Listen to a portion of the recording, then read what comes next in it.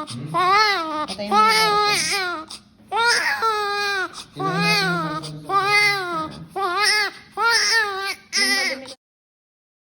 So ayun guys, life update lang bago mawala ako sa ulirat. Charot. So today is January 11. Madaling araw na kasi ng 5 AM something. So kanina nag-ano na kami, schedule check-up ko naman kasi weekly na since kabuwanan na. So currently I'm 37 weeks and 2 days pregnant. Tapos ina ko kanina. Tapos 1 cm na siya.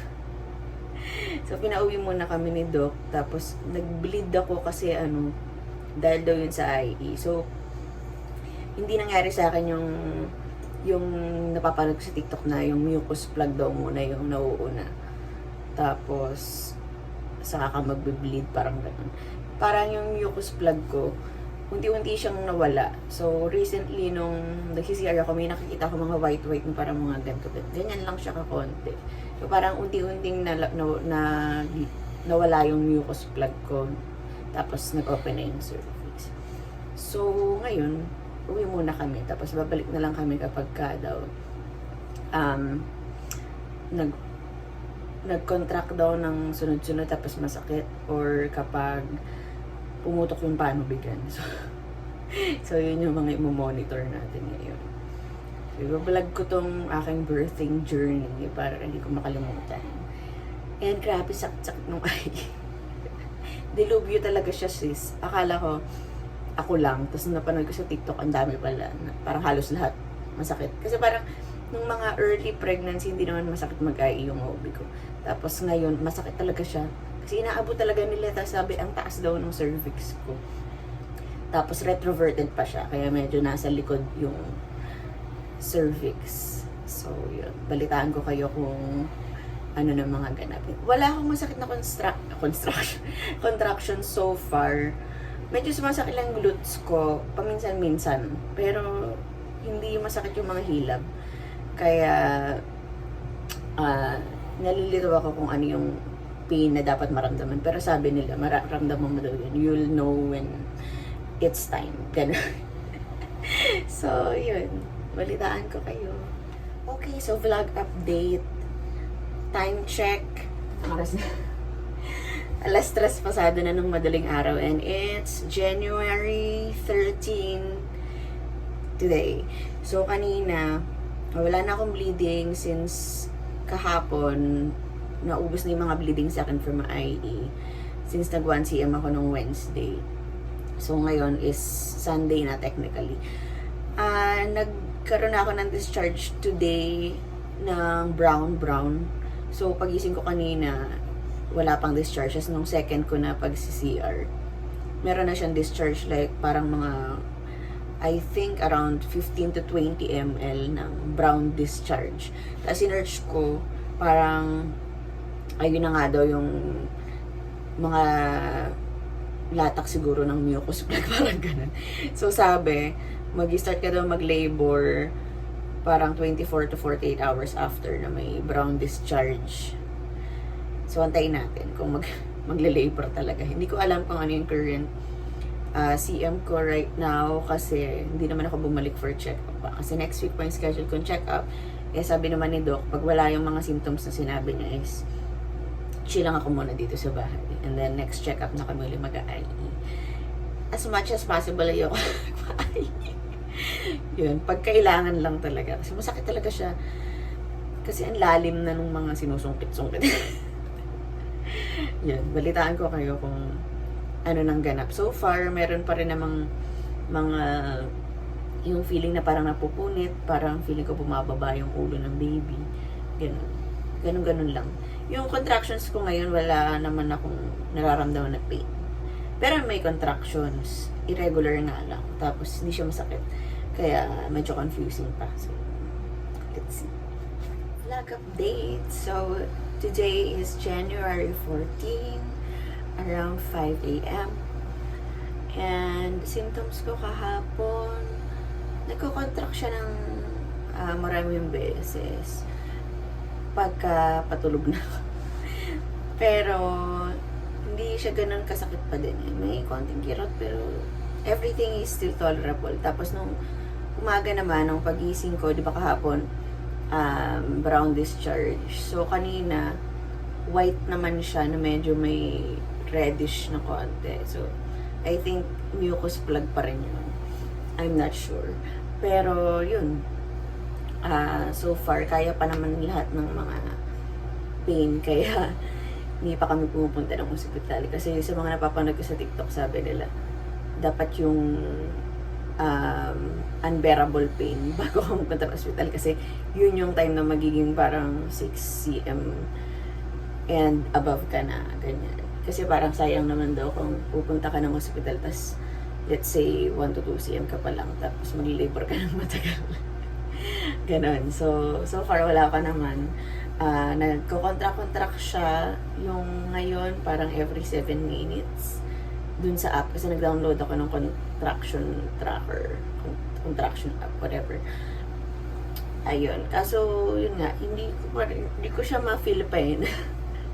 Na ayun na. So, wala pa rin. Good luck to me. Diba pala, papakita ko sa inyo yung tiyan ko kasi parang feeling ko wala na dito yung parang bumaba na siya. Parang ito, kaya ko na siyang i-flat. Ayan. Ayan na. Medyo, pagka naka-inhale ako, naka-flat na siya. Tapos parang medyo mababa na tong tiyan ko. No? Yan. Oh, diba? Ito tingnan. Ano na siya, hindi na ito yung uterus. Parang nandito na siya sa medyo mas mababa. Yan. Tuloy pa rin ang aking mga exercise and stretchings. Tapos yung mga breathing exercise para hindi ako hikain kasi may hika ako. Vlog update. Parang lumapad yung no ko.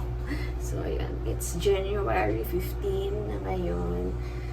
Mga 6 a.m. Tapos, so today, wala masyadong contractions na nangyayari.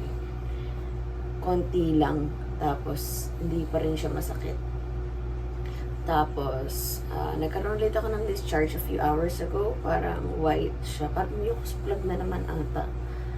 White siya. Siguro medyo watery siya ng konti. Ganun. Pero hindi siya gas. Hindi siya gush of liquid. So, hindi siya panupigan. Feeling ko mucus plug pa rin yun kasi white siya tapos medyo parang may mga reddish kineme. So, ayun lang. Tuloy pa rin ng exercise, stretchings, etc. Tapos, yun, wala pa akong contractions na masakit. Pero meron akong parang dropping feeling dito sa tiyan ko. Parang feeling ko bumababa siya. May ganun. Lalo pag sumisipa si baby, parang bumababa yan. Dito sa may puson. So, parang napupunit ng konti. Ganun yung feeling.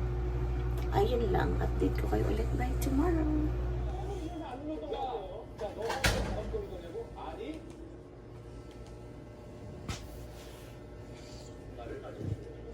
So, ayun guys. Good morning. Today is January 16, 10 a.m. na pasado. Kagising ko lang. So, hindi ko siya na-vlog kaninang madaling araw. Pero nangyari is, no 4 a.m. nagkaroon ako ng bloody show. Tapos, sabi kasi, hindi ka naman dapat pumunta ng hospital ka.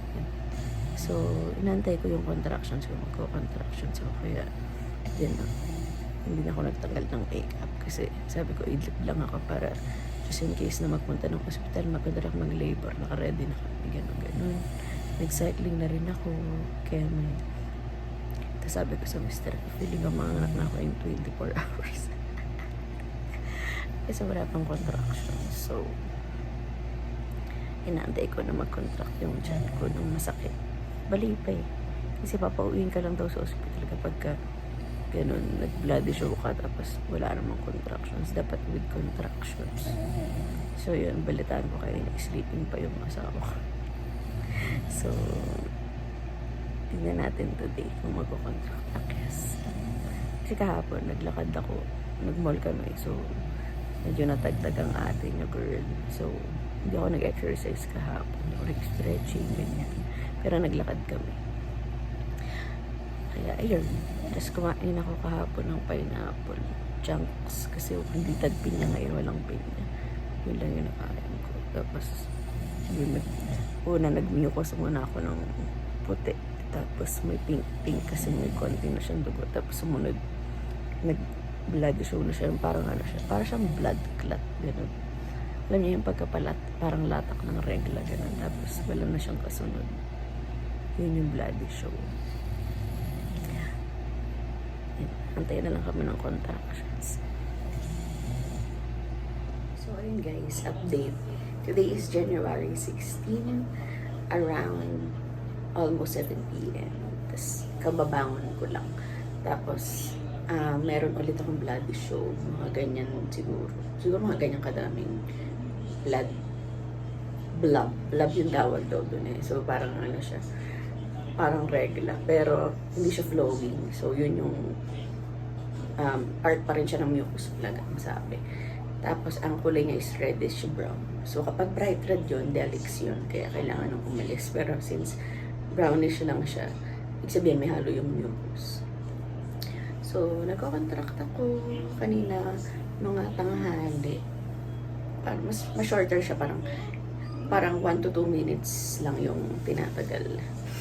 Pero yung interval niya irregular. Tapos, hindi na pa rin siya masakit. So, inaantay namin yung sumakit. Kasi yun na daw yung sign para pumunta ng hospital. So, gagawin ko ngayon, nag-order muna kami food kasi gutom na ako. Tapos mag-shower ako, mag-ilis ako ng mga any para anytime chi. So, medyo nakakaramdam na ako ng konting period-like cramps. So, retroverted kasi yung uterus ko.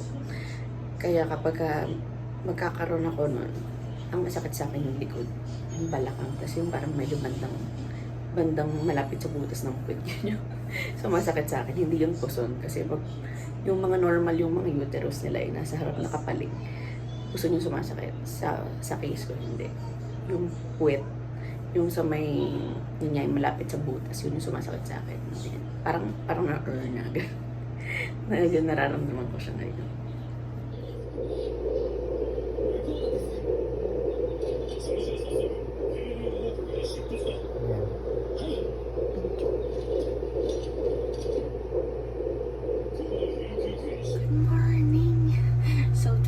January 17, mga 8:30 na siguro, pasado, in the morning, kagigising ko lang. And, yung contractions ko kanina, medyo masakit siya sa puso, saka sa balak. Tapos, nagising ako kasi parang may tumulo. So, hindi ko sure kung mag-leak yung panubigan ko kasi medyo watery yung discharge na may halo-halong dugo. Tapos parang medyo, siya. Hindi ko kasi sure kung na-absorb siya ng panty liner. Pero parang may mga ganyan pa siya na baka sa panty.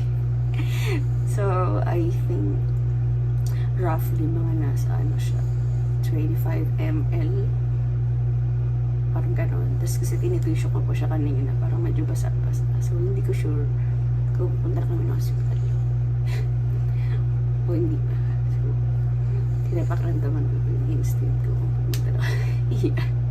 Kasi today meron din kaming check-up.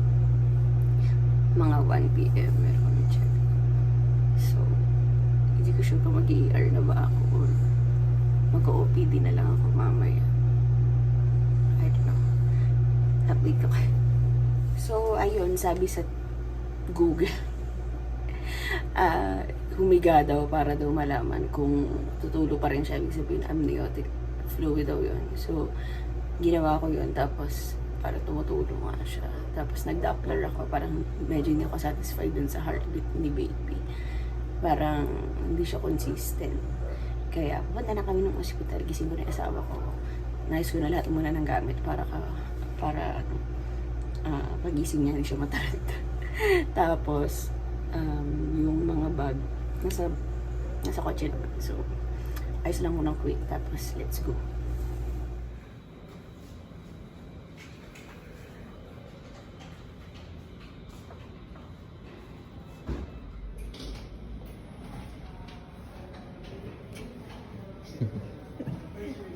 body yarn. ER na nga. Pag nasa ER na, sumasakit na yung mga kemi. Chat na, sumakit na yung balakang ko sa kayong puso. So, ayun, nag-IE na. 3 cm pa lang ako. Pero 3 cm na. Iyakat na tapos libo. So, ayun. Kaya-kaya pa naman yung pain kasi kasi may interval pa siya parang every 4 to 7 minutes parang gano'n. Magkasabay siya eh. Masakit yung balakang sa puso. Parang dysmenorrhea pero double eh. Gano'n. Kasi pag dysmenorrhea ko, likod lang yung masakit. Ngayon, pati yung puson kasabay. So, paikot siya ganyan. So, mamaya pag nagsunod-sunod siya, good luck. Na-admit na daw tayo. Ano oras na? 11:25 AM. Meron na tayo guys. Hindi namin avail yung package kasi nag-rupture yung amnilotic fluid. So, swell na tayo. Tapos, lalagyan daw ako ng oxytocin. Kasi 3 cm pa lang po. Tapos nag-rupture na yung kemi. Yun nga yata yung ini-induce yung labor. Hindi ko sure. Masakit na naman siya. Tinurok sa akin na Buscopan. Buscopan pa lang. Nahilog ako dahil labo yung paningin ko. Labo siya. Hindi ko mabasa yung nababasa ko yung malayo. Parang karoon ng astigmatism. Hindi ko mabasa yung mga chat. Yun. Kaya baka hindi ako mapag-chat. Yung soft drinks lang. Walang kutsari. Kaya sumasagot siya sa soft drinks, hindi na sa sugar. Dahil fizzy siya. Tapos kung meron ba ng gatas na meron. Na yung paningin ko, malino na siya ulit. Siguro side effects lang kanina ko.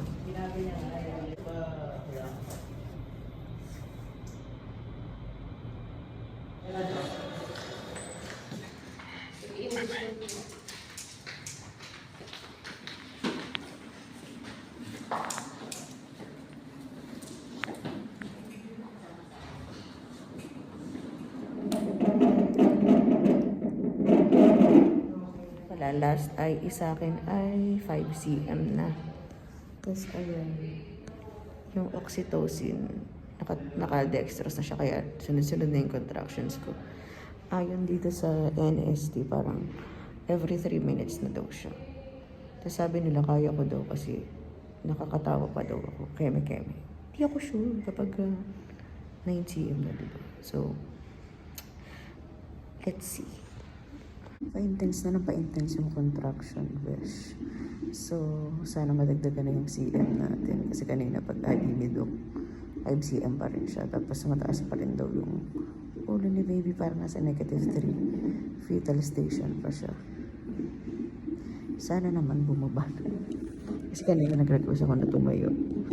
Para makapag, patagtag ng konti. Kasi nakahiga lang ako ngayon gawa ng ini-induce nga yung labor. Yan, masakit na siya dito. Pero hindi siya ata pwede dun sa delivery.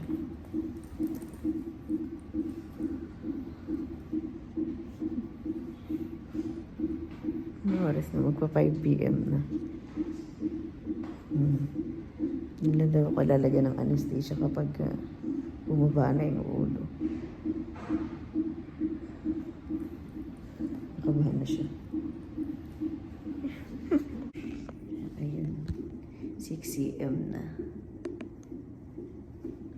Ito narok sa akin na parang bakuna pang ano yan, nakakantok daw yun. Tapos mo parang babawasan ng konti yung pain kasi sobrang sakit na ng contraction. Mamaya na daw kayo mag-epidural.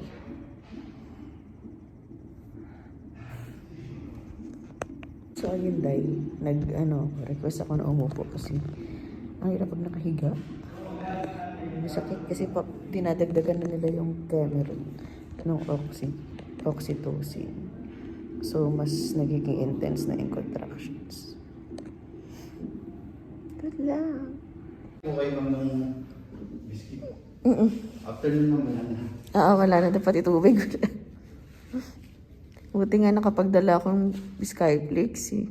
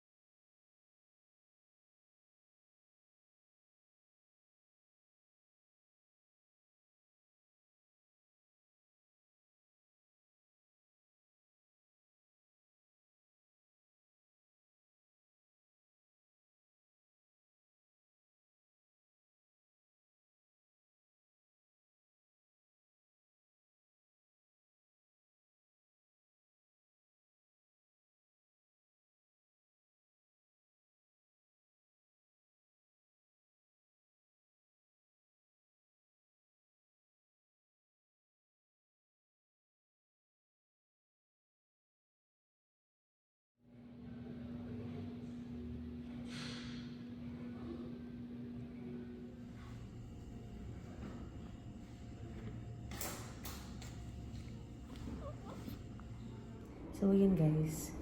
Nawalan ko nagkamalay. Ayan, nakadede na siya sa akin. Yan, normal delivery. Hindi ko alam yung mga detalye niya. Update ko na lang. So, nakaraos na tayo. Normal delivery, walang anesthesia. Anesthesia lang ata nila sa akin ng tinahina. So, wala na akong maalala kung ano na. Ayun lang. Very good yung baby ko. Ito na siya. Safe nakalabas. Si Rio. Ayun.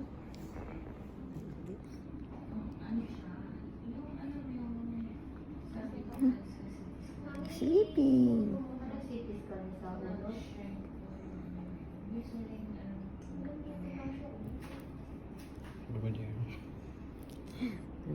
Wag lang muna ako. Fresh look. Galing sa pag-iri. Gulo-gulo pa yung buhok, diba? At ang batang ito, tulog kasi kakadede lang. Mamaya na tayo magsukulay.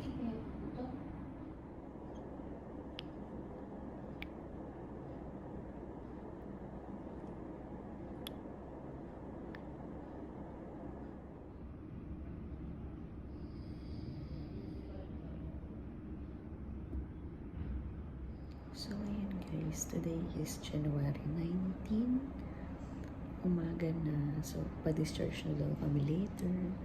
Tapos na rin yung mga newborn screening ni baby. Saka, umiiyak na.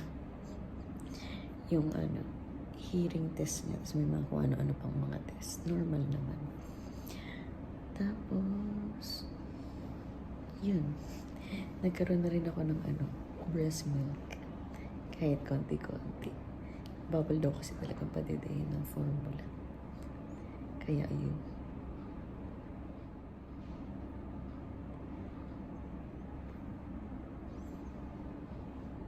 So, ayun guys. Today is January 20. Ngayon lang ako nakapag-update. Kasi nakauwi na kami kahapon. Nung isang araw ba? Kasi yan. Yeah. Wala na. Nandun na siya sa kama. Kasi kahapon, pagod. Kaya, syempre, figure out pa namin yung mga bagay-bagay, ganun. So, technically, yung mga hindi ko na na-vlog, alam ko nung ang huli kong update yung nag 6 cm ako. Dun sa may labor room. So, after ng 6 cm, di ba, tinurukan ako ng pampatulog, ganyan. Nagising ako noon, 9 cm na ako. Tapos, yun, sobrang sakit na ng contractions. Tapos, nagising na lang ako, yung OP ko na pinapapractice na ako mag-push. Akala ko yun, biglang pagising ko. Sabi niya, okay, hinga malalim. 1, 2, 3, push. Sabi ko, ha? Game na ba? Ganyan. Tapos, hanggang sa pinasok na nila ako dun sa delivery room, pinatok na nila yung panambigan ko. So, hindi pala talaga nagputok yung panambigan ko ng tuluyan. So, naglilik lang siya nung pagdating namin ng hospital. So, marami pa pala yun sa loob. So, sila yung nagputok nun. So, pagkaputok nun, kasi 9 cm na ako, pinairin na nila ako ng pinairi para bumuka, tapos lumabas na yung ulo. Tapos, sabi ko, Dok, kailan ituturo ng anesthesia? Kasi hindi narok nila sa akin sa labor room. Ano lang, sedative. Tapos, may pakiramdam pa rin. Pampatulog lang talaga siya. Tapos, wala talagang anesthesia. Basta, practice nila ako ng ire, ganyan. Pinapairin lang ako, pinapairin. Tapos, nung malapit na yung ulo, tinurukan na lang nila ako ulit ng sedative. Sobrang sakit talaga ng contraction. Tapos, ang gagawin mo para maiwasan mo yung sakit ng contraction, iiri mo na lang talaga. Kasi yung ire itself, hindi masakit. Yung contraction yung masakit. Tapos, hanggang sa groggy na ako kasi may sedative na. So, ang nangyari, nakakatulog ako in between contraction. Tapos, gisingin nila ako kapag iiri na. Tapos, sabi ko, Dok, kailan ituturok yung epidural? Anesthesia. Kasi sakit talaga. Kasi, wala, lumabas na lang yung bata. Walang anesthesia na nangyari. Kasi sabi pala ni Doc, yung ire ko kasi inconsistent. So, kapag ka nag-epidural ako, hindi ko mararamdaman yung ire, mas lalong hindi ko malalabas yung bagets. So, mas okay na nararamdaman ko siya. Tapos, ayun, nung sinabi nila na malapit na yung ulo, ganyan-ganyan, keme-keme, ganyan. Tapos, tinutulak na rin nila yung tiyan ko, gawa ng, mahirap talaga umiri. Tapos, parang meron pa akong bowels na nasa bituka, kaya yung ire ko doon napupunta. Sana yung complication, niligan pa ako ng catheter. Maraming, basta ang daming eme, bakit hindi makalabas yung ulo? Ganyan, kaya tinodo na nila, tapos ginupit na nila yung perineum. Nung ginupit ni Doc, hindi ko na naramdaman. Sabi lang niya, ginupit ko na, tapos itodo mo na yung ire mo, ganyan. So, inire ko na siya. Tapos mga tatlong todong area ata, yung lumabas din siya. Naramdaman ko yung lumabas na siya, ganyan-ganyan. Himla yung katawan. Tapos nung nakarinig ko na siyang umiyak, katulog na ako. Groggy na ako. Tapos alam ko na safe na. Nakatulog na ako. Tapos, yun. Nagising na ako na inabot na sa akin yung bata. Na para dumede. Nalinisan na, ganyan. So, parang nakita ko dun sa operation records, 8 o'clock nag-start yung actual delivery, 8:30, tapos 8:34 lumabas yung baby. Tapos, naalala ko nun parang 10:30 na siguro ko nakaakyat sa kwarto namin. So, yun, hindi ko nararamdaman ng tinahi ako nung tawag dito, nung nilinis yung uterus. Pero ang huli ko naramdaman yung hinila yung placenta. Naramdaman ko pang lumabas yung placenta.